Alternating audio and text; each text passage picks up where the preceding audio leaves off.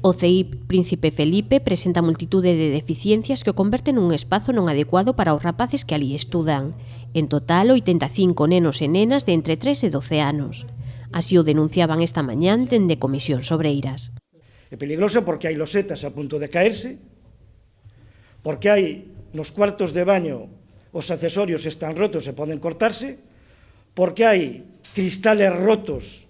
Onte, concretamente, unha das rapazas sufreu un corte nunha man, porque os cuartos de baño, tal e como mostran as fotografías, están nunha situación, un deles prácticamente imposible de utilizar, porque está chovendo nos techos tal e como se ve, porque as paredes do Príncipe Felipe rezuman agua por todos os sitios.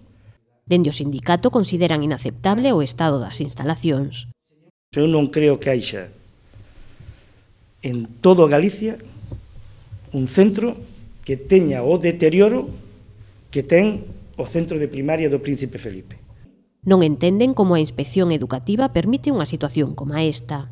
É verdad tamén que hai que decir aquí que non podemos entender como habendo unha inspección educativa que visita cada X tempo os centros poideran pasar polo Príncipe Felipe e mirar para outro lado, deixando que a situación sea a que está en estes momentos, non?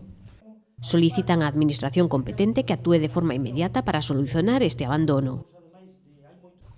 Nós o que pedimos é responsabilidade por parte de quen ten a competencia, que é a Diputación, que hai que empezar a deixar de facer tanta propaganda e destinar as cuestións ás realidades concretas e ás necesidades concretas.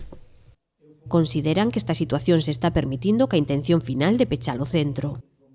A situación que hai no Príncipe Felipe, o que ven a confirmar unha vez máis, é que se está na liña sostida no tempo de intentar pouco a pouco ir deteriorando o centro hasta que haixa a posibilidade de cerralo, non?